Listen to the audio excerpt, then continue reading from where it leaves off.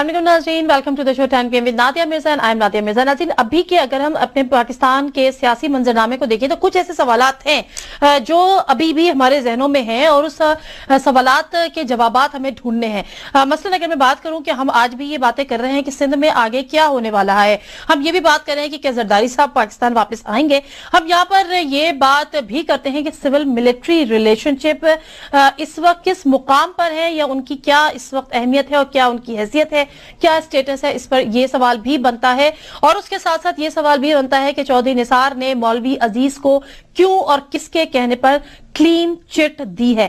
सवाल इसके साथ साथ ये भी बनता है कि मुल्क में ज़रबे अज़ब चल रहा है, नैब पे अमल दरामद हुआ या नहीं हुआ, सिंध कराची फोकस है, क्या पंजाबी तालिबान को भी अब टारगेट किया जाएगा। सवाल यहाँ पर यह भी है हमारे जहनों में कि पाकिस्तान को जो ये बता दिया गया है और पाकिस्तान ने हाँ भी कर दिया है कि वो 34 रुकनी जो एक इस्लामी मुमालिक का इत्तेहाद है जो कि सऊदी अरब ने अनाउंस किया, उसका वो एक रुकन है। लेकिन ये किसी को नहीं बताया, ना पार्लियामेंट को बताने की जरूरत महसूस की, ना पार्लियामेंट को कॉन्फिडेंस में लेने की महसूस की, ना अवाम को बताया कि जी हाँ, अगर हम इस इत्तेहाद का हिस्सा हैं तो हमारी हैसियत क्या होगी, हम इस इत्तेहाद का हैं तो हमारा इसमें किरदार क्या होगा। ये वो तमाम सवालात हैं जो हम सेनेटर फैसल रजा आब्दी साहब से जान सकते हैं। हमारे साथ स्टूडियो में मौजूद हैं, उनको मैं वेलकम करती हूँ। अस्सलाम वालेकुम सेनेटर फैसल रजा आब्दी साहब। फैसल, पहले तो हम थोड़ी सी अपनी पॉलिटिक्स की बात कर लेना जो पाकिस्तान के अंदर हो रही है, फिर मुझे बड़ी इंपॉर्टेंट चीजें आपसे जाननी है।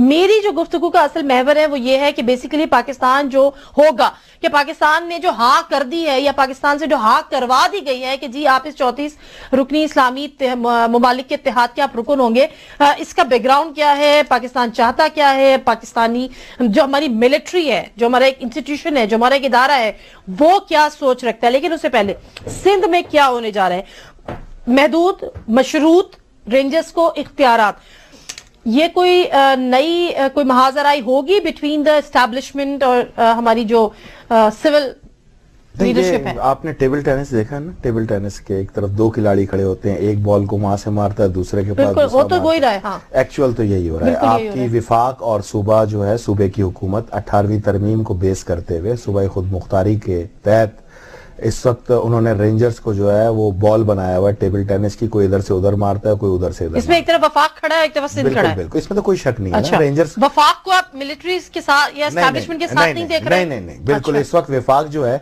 वो पाकिस्तान की फौज की पीठ पे छुरा मारने का काम अदा कर रहा है, और जबकि जो सिंध हुकूमत है वो पाकिस्तान की मिलिट्री एस्टैब्लिशमेंट के ऊपर जो है वो काला स्प्रे खुलेआम कर रहा है। अगर इसको इंप्रेशन सामने आता है ना, जो लोग बातें करते हैं, जो हमें दिख रहा है कि जी नवाज शरीफ साहब तो हाथ बांधे खड़े हैं, वो कहते हैं जो आप कहेंगे वही हम करेंगे, बस हमारे 5 साल मुकम्मल होने दीजिए, सरेंडर किया हुआ है, ऐसा नहीं है। नहीं, देखें ना, बात सुने, वो बेशक 5 साल मुकम्मल करें, लेकिन अगर दहशतगर्दी के खिलाफ जंग है तो फिर दहशतगर्दी के खिलाफ जंग लड़ना तो फौज का काम है ना, तो फौज को उस मामले में मुकम्मल इख्तियार होना चाहिए। 147 के तहत आप 148, 149 डिस्कस कर रहे हैं। मीडिया में कुछ लोग ऐसे हैं जिनका काम ही जो है वो वरगला के जो है ना एक राइट साइड पे दिखा देना। ये पूरा जो ऑपरेशन शुरू हुआ था ज़रबे के नाम से और फिर दहशतगर्दी के खिलाफ, इसको मीडिया के चंद एंकरों ने टोटल जो है अपनी जाती चपकलिश के पीछे चंद लोगों के ऊपर डाल दिया है। क्या डॉक्टर आसिम पे काम हो जाए तो सब खत्म हो जाएगा पाकिस्तान में, कोई इशू नहीं होगा? बात तो ये है कि जिस ऑपरेशन की आप बात कर रहे हैं और आप उनको एक टेनिस की बॉल बता रहे हैं कि जी रेंजर्स को बना दिया वफाक और सिंध सूबे ने, और दहशतगर्दी की तो दहशतगर्दी सिर्फ कराची में हो रही है, दहशतगर्दी सिर्फ सिंध में हो रही है, तो फिर इस ऑपरेशन के दायराकार को बढ़ाने पे भी तो बात होनी चाहिए ना। ड्राइवर में एक इजलास हुआ है, उसमें कुछ इतलात है कि जी यहाँ पर भी इसका दायराकार वजह होगा नहीं होगा, ये तो बड़ी आगे की बात है।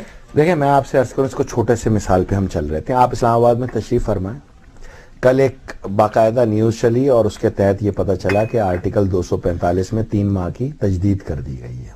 फौज के 450 फौजी जो थे, जो इस वक्त इस्लामाबाद में मौजूद थे, उनकी क़याम की मुद्दत में 3 माह का इजाफा कर दिया गया है। अब एक तरफ तो आप ये करें, दूसरी तरफ कराची पे आप तमाम सियासतदान बोले नहीं जी ये तो अच्छी चीज नहीं है, नवाज शरीफ बोले नहीं ये तो आउट ऑफ क्वेश्चन है, उसके लोग आके बोले आर्टिकल 245 नहीं लगना चाहिए। तो ये तो अवाम पाकिस्तान को अब समझ जाना चाहिए। हमने ये नहीं कहा कि अच्छा नहीं, हम कहते हैं वाई ओनली कराची, यही सवाल उठ रहा है कि वाई ओनली सिंध। अब मैं आपसे पूछता हूँ, आप इस्लामाबाद में, मैं इस्लामाबाद में बैठे, Y only in Islamabad? 245 yes of course. تو آپ چاہتے ہیں کہ 245 کراچی میں سندھ میں بھی لگ جائے, 245 آگے بھی لگ جائے. اگر آپ کے آئین کے اندر موجود, ویسے آپ جتنی 245 کی ایڈوکیسی کرتے ہیں نا, مجھے لگتا ہے کہ اسلام آباد کے بعد آپ سندھ میں بھی 245 لگا کے رہیں. اگر آپ کا کیمرے میں یہ دکھائیں کہ جب آپ اپنے الیکشنز کے لیے لگا سکتے تو نقص امن کے لیے تو لگا جاتا ہے. یہ بنائی یہاں پر اندرون ملک خطرات کی وجہ سے. نقص امن صرف سندھ میں ہے نہیں, پورے پاکستان میں لگائے نا, نیشنل ایمرجنسی. 245 پورے پاکستان میں آپ لگائے. جب بھی 245 لگائیں گے آپ کسی شہر اور صوبے میں نہیں لگائیں گے, جس طرح انہوں نے وفاق کے اندر لگایا نا. وفاق ان کے کنٹرول میں, وفاق کے اوپر کسی صوبے کا دعویٰ نہیں ہے, اس لیے یہاں پر بحث نہیں بنی. اگر آپ اس کو کراچی سے لے کے گلگت بلتستان اور پاڑا چنار تک لے جائیں گے, جہاں ایکچول پاکستانیوں کی شہادت ہوئی, پاکستانیوں کا قتل عام کیا گیا, معصوم بچے مارے گئے, اور لوگوں نے اس کو ایسے فراموش کر دیا جیسے کوئی جانور کے بچے تھے. تو اب ہم یہ دلوں میں تکلیف ہے ہمارے, اور ہم یہ دیکھتے ہوئے ہمیں 12 سال ہو گئے. It's fair enough. اب یا تو آپ یہ کر لیں, یا مہربانی کر کے اب میدان سب کے لیے نیوٹرل کر دیں. جس کی ماں بیٹے میں غیرت ہوگی نا, وہ اپنی ماں بچوں کا خود ہی بدلہ لے لے گا, آپ کو بھی بیچ میں آنے کی ضرورت نہیں پڑے گی. جمہوری مارشل لاء کی ایک کیمپین چلائی تھی فیصل رضا عابدی نے. آج اس مقام پہ ہم آلموسٹ آ گئے ہیں کہ جس کو ہم کہتے ہیں کہ جی یہ تو جمہوری مارشل لاء ہے. اب فیصل رضا عابدی ایک نئی کیمپین کی طرف جا رہے ہیں. وہ یہ کہہ رہے ہیں کہ اب ملک میں پورا مکمل طور پہ مارشل لاء ہو جائے اور ٹیک اوور. نہیں ہے تو ایکچوئل جمہوری مارشل لاء ہی نا. میں نے جمہوری مارشل لاء کہا, اس کی وجہ ہے کہ جمہور کے اندر ملٹری کوڈ لگی ہوئی ہے. پہلے کیا ہوتا تھا, میں آپ کو تھوڑا تفصیل سے بتا دوں, کہ جس طرح ضیاء الحق آیا یا پرویز مشرف آیا, دونوں نے آئے اور آئین کو انہوں نے کر لیا معطل, اور ملٹری ایکٹ کو لاگو کیا, تو ہم اس کو کہتے تھے martial law. Actual take over is a different thing, اور مارشل لاء ایک الگ چیز ہے. مارشل لاء کہتے ہیں ملٹری کے قانون کو. اب جب چونکہ آپ کے آئین کے اندر آ چکا ہے, تو یہ ایک ڈیموکریٹک مارشل لاء ہے. سندھ میں کیا ہونے جا رہا ہے, ہوگا آرٹیکل 245 لگے گا, ایمرجنسی نافذ ہوگی, ہوگا کیا؟ آپ نے اگر گورنر رول لگایا تو یہ پاکستان کو توڑنے کے مترادف ہوگا.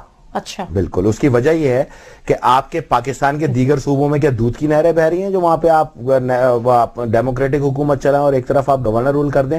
یہی گورنر رول تو پیپلز پارٹی نے بھی لگایا تھا نا پنجاب کے اندر. پھر ہم سب کیسے چیخے تھے, پورا پاکستان کیسے چیخا تھا. تو اس سے 3 گنا زیادہ چیخے سنیں گے آپ. اور پھر یہ جو ڈیوائیڈ ہوا ہے بلدیات کو, سندھ, پنجاب, بلوچ, سب کو جو ڈیوائیڈ کیا ہوا ہے, اس کے اوپر عمارتیں بننا شروع ہو جائیں گی. اور آج کے بعد جب تک پاکستان ہے, نہ سندھی نے پنجابی کو قبول کرنا ہے, نہ پنجابی نے پٹھان کو قبول کرنا ہے, نہ پٹھان نے بلوچ کو قبول کرنا ہے, اور یہ تفریق بڑھ جائے گی. بہترین چیز یہ ہے کہ نیشنل ایمرجنسی کا نفاذ کریں, جو پرائم منسٹر نے اے پی ایس آنے کے بعد باقاعدہ اعلان کیا تھا, اس کو لگائیے. آپ برابر کر دیں انصاف, اور یہ کہ کون دہشت گرد ہے اور کون دہشت گرد نہیں, اس کا انتخاب آپ وردی کے حوالے کریں, نہ میرے حوالے کریں, نہ آپ رکھیں. اچھا, مجھے 2-3 چیزیں بڑی امپورٹنٹ ہیں. ایک تو آپ نے یہ بات کر دی سول ملٹری ریلیشن شپ کی, ہم بات کرتے ہیں, پھر وہ آئی ایس پی آر کی ایک پریس ریلیز آ جاتی ہے. ابھی خواجہ سے صاحب نے ایک بی بی سی کو انٹرویو دیا, انہوں نے کہا جی ایسا کچھ بھی نہیں ہے. مجھے بتائیں, اور ہم جو اس کو آبزرو کر رہے ہیں وہ یہ کر رہے ہیں کہ اس وقت حکومت بظاہر, حکومت یعنی جو ہماری سول لیڈرشپ ہے اس کے اور ملٹری اسٹیبلشمنٹ کے بظاہر بڑے اچھے تعلقات ہیں. پاکستان کی تاریخ میں پہلی دفعہ یہ ہو رہا ہے کہ اپوزیشن کے تعلقات جو ہیں وہ ملٹری اسٹیبلشمنٹ کے ساتھ خراب ہے, جس میں پیپلز پارٹی بھی ہے, جس میں ایم کیو ایم بھی ہے. اچھا, اتفاق ہے کہ یہ میں آپ کو تحفہ دینے لایا ہوں لال مسجد کے پورے بیانات.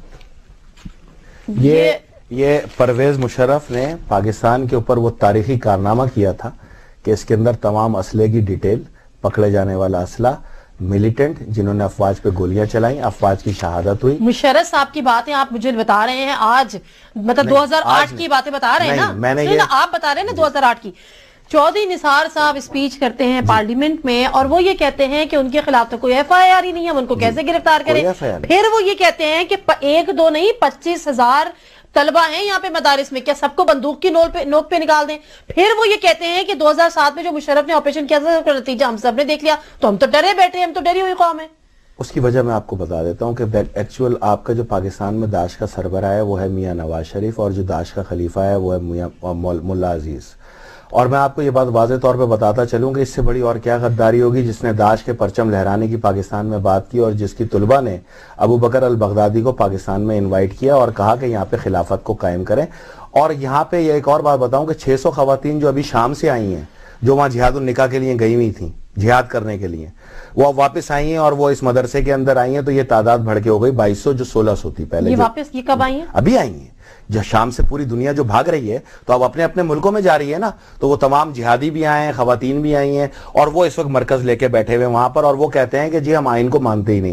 اب آپ آئین کو نہ مانیں, آپ داعش کو دعوت دیں, آپ خلیفہ ابو بکر البغدادی کو یہاں بلائیں, تو آپ پھر بھی وفادار چودھری نثار کی نظر میں تو پہلے دن سے کہہ رہا ہوں کہ چودھری نثار ہی اس کو بچا کے رکھا ہوا ہے.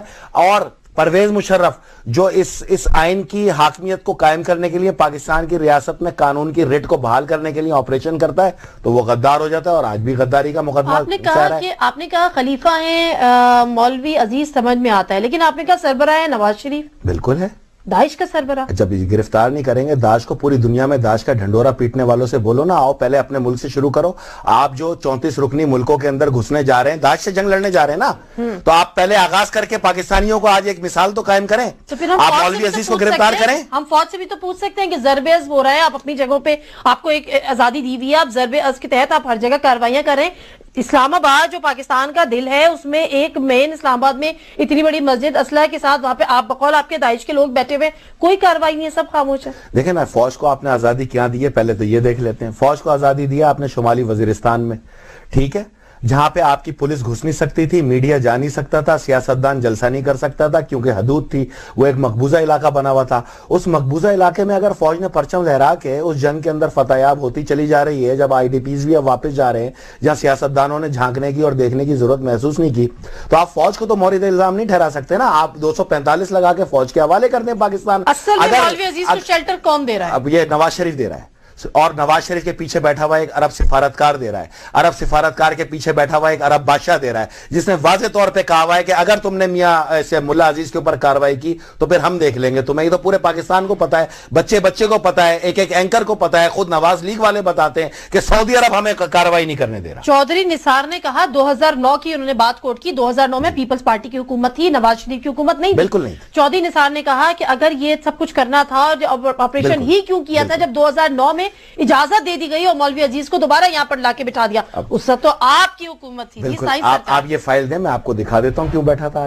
آپ کی ہائی کورٹ بٹھا رہی تھی, آپ کی سپریم کورٹ بٹھا رہی تھی, وہی اس کو ضمانت پہ چھوڑ رہی تھی. یہ گرفتار تھا, اس کو ضمانت پہ چھوڑا کس نے؟ جس نے فوج کے جوانوں کو شہید کیا, کرنل ہارون اسلام کو مارا, اور جس نے 10 فوجی جوانوں کو یہاں پہ شہادت دلوائی, اس کو آپ کی عدالتوں نے چھوڑ دیا. تو پیپلز پارٹی کیا کر سکتی تھی؟ پیپلز پارٹی جب کرتی تھی تو سوئس کیس میں کھڑی ہو جاتی تھی. تو اب میں اس ٹاپک پہ آنا نہیں چاہ رہا, وہ پھر آپ کو پتا ہے کہ میں اب اس پہ میں صرف مختصراً سندھ کی ایک بات کروں گی. سندھ میں ایک بڑا گرینڈ اپوزیشن الائنس بننے جا رہا ہے, اور معجزات ہوتے ہیں نا, معجزات. اس اپوزیشن الائنس کا جو آج اجلاس ہے اس میں پتہ کون ہے؟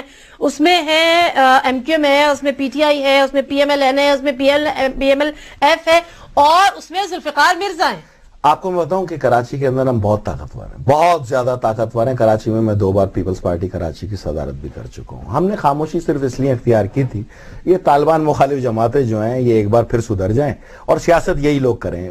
اب وہ اینٹی طالبان کے اوپر انہوں نے ووٹ تو حاصل کیے, اب بیٹھ جائیں گے جا کے داعش کے سربراہ نواز شریف کے ساتھ. پی ٹی آئی جو خود طالبان کی سب سے بڑی اتحادی چیمپئن, جو طالبان بڑا پی ٹی آئی کو سپورٹ کرتے تھے, دھرنوں کو آپ سپورٹ کرتے تھے. اسٹانس کو, انگوٹھا ہمارا اسٹانس تھا, ان کا نہیں تھا. ہم لائے تھے 23 مارچ کو. سپورٹ نہیں کرتے پی ٹی آئی کو؟ نہیں, ان کے طالبان کے اسٹانس کو تو ہم نے کبھی سپورٹ نہیں کیا, اس لیے ہم نے ان کے ساتھ کبھی کھڑے ہی نہیں ہوئے.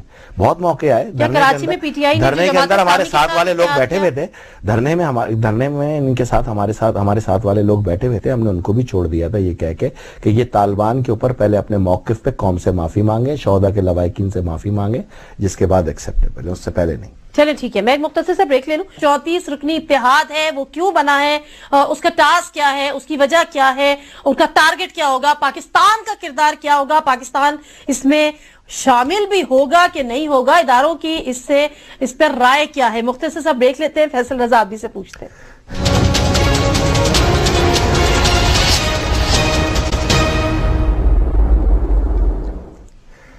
جی ویلکم بیک ٹو دا شو. یہاں پر میں بات کرنے جا رہی ہوں کہ 34 رکنی اسلامی ممالک کا اتحاد جو سعودی عرب کی سربراہی میں اناؤنس کر دیا گیا, پاکستان کو پہلے خبر نہیں تھی, بعد میں پاکستان کو خبر ہوئی تو اس نے کہا اچھا جی بتاتے ہیں. اس نے کہا ہاں جی ہم اس کا حصہ ہیں.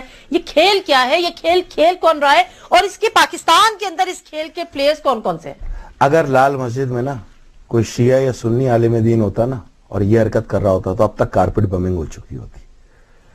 اب سعودی عرب کے لیے کون یہ کھیل کھیل رہا ہے؟ تو نواز شریف بخشوئی ان عرب ریاستوں کا 9 سال وہی لے کے گئے تھے نا معافی دلا کے اربوں روپے کی مشرف صاحب نے چھوڑا تھا سعودیز کے کہنے پہ. کس کے کہنے پہ؟ سعودیز کے کہنے پہ. آپ کی عدالت نے چھوڑا تھا, آپ کی عدالت نے ریلیز کیا تھا, مشرف نے معافی نامہ دیا تھا. معافی نامہ نہیں کراتے. تو ہم بھی تو یہی کہتے ہیں نا کہ غیر ضروری آپ اس پہ غداری کے کیس پہ نہ اس کو لٹکائیں. بہتر ہوگا کہ اس ملک کے سب سے بڑے غدار کو معافی دینے کے اوپر آپ پرویز مشرف کو پھانسی دیں. ہم یہ کہتے ہیں, ہم یہ نہیں کہتے. ہم کہتے ہیں کہ غداری کے کیس سے آپ ایک آرمی چیف کو باہر نکالیں. آرمی چیف کبھی غدار نہیں ہو سکتا. دوسرا میں آپ کو بتاؤں کہ 34 رکنی جو ممالک کا اتحاد بنا ہے اس میں کون کون سے ملک ہیں؟ بہت سارے ملک ہیں. سعودی عرب ہے, عرب ریاستیں ہیں, ساری ہیں. اچھا, نہ ایران ہے, نہ شام ہے, نہ عراق ہے, نہ لبنان ہے, نہ فلسطین ہے, نہ لیبیا ہے, نہ تیونس ہے, نہ لیبیا ہے. باقی سارے ملک ہیں. اچھا, اب ان تمام ملکوں نے کس چیز پہ اتحاد کیا ہے؟ دہشت گردی پہ. تو اب ان ملکوں میں دہشت گردی کہاں ہے آپ بتا دیں.